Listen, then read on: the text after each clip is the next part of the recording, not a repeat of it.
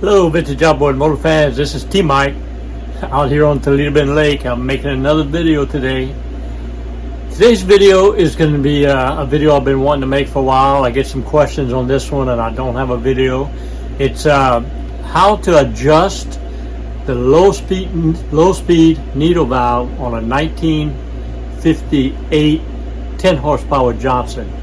It's got a unique way to adjust them. It's a TMIketrick. And this is for a customer out of New York, John, who I did a carb repair for, and he says he can't bottom out the low-speed needle valve, so I'm going to show you how to do it right now. So if everybody's ready, here we go.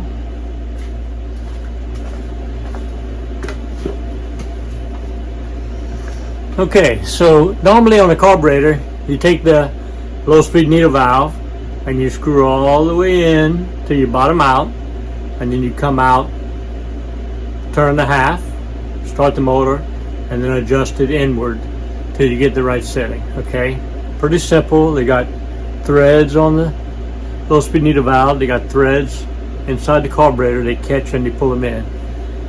For some reason, Johnson and Evinrude OMC decided in 1958 they changed that. I'm gonna put up a drawing now on marineengine.com that shows you what they changed on the low speed needle valve. Alright, if you look at that part number 74, where I got the pin, my pin pointed to, it's a low speed needle valve bushing. Looks like a sleeve that they put on the needle valve. Okay, so I don't have one physically to show you, but I showed you on the diagram what it looks like. It's a silver sleeve that screws onto here, okay, and there's no threads down on the inside of the carburetor. When you shove this in there and turn it, it's supposed to suck it in from that with that sleeve on it. And the problem is the sleeve just turns and turns and turns. It doesn't do nothing if you don't have the holding nut screwed down tight, holding this sleeve in place. Okay, so the TMIketrick, it took me a while to figure out how to do it. It's kind of weird, but the TMIketrick is take the sleeve on here and thread it on about in the center. Thread it to where the top half of that sleeve reaches to the center. So you got the sleeve on there, you stick it in the low speed needle slot, put your holding nut on and tighten it all the way down tight. That way when you start screwing down or screwing back on the low speed needle, the sleeve inside can suck it in and suck it out. That's the trick. All right, so for John, who's having problems with his, take the needle valve out. You'll see a silver sleeve on it, that part number 74. Silver sleeve on it's probably sucked all the way in, and it can't, you're not doing anything when you're spinning it, trying to get it bottomed out. So back it off, back that sleeve off down to the bottom portion here, put it back in, put your holding nut on, tighten it down, and then when you start turning it in, instead of the sleeve coming up towards you, it pushes the needle valve down to the bottom. Then you can come back with it. That's the trick. I get a lot of questions about that, and I've tried explaining it to people. Now I got a video of it.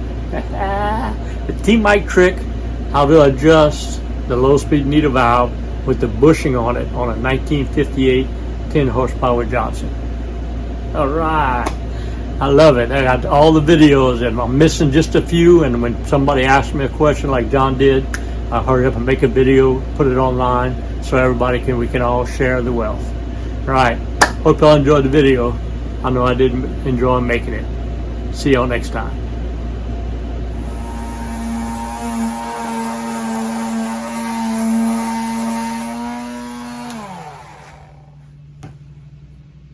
Well, you know, as I'm standing here, sanding down this hood, looking for every little spot that needs to be sanded before I paint it, I got to thinking about it, and the question came up in my mind, would I consider myself a craftsman? So I decided to check it out on the internet. I went on to Google and typed it in, and it came back and it said a craftsman has 3 characteristics. They are thoughtful, they are precise, and they are deliberate. Okay, so thoughtful, yeah, Yeah, I'm thinking about this hood, the hour and a half it takes to sand it down. That's thoughtful, right? And I'm precise. I'm trying to get every little piece done right. And I'm deliberate. I'm deliberately doing this, standing out on this beautiful day, deliberately standing a hood, all right? There's a couple other things I found in there. It says it has you have to have an eye for managing detail. A lot of details on this hood. And you have to always follow through. A craftsman always follow through. So I don't know if I could call myself a craftsman. That would be for you to judge out there, my YouTube subscribers. But I can tell you one thing, all right? I am gonna follow through. I'm gonna finish sanding down this hood down to the bare minimum and give it a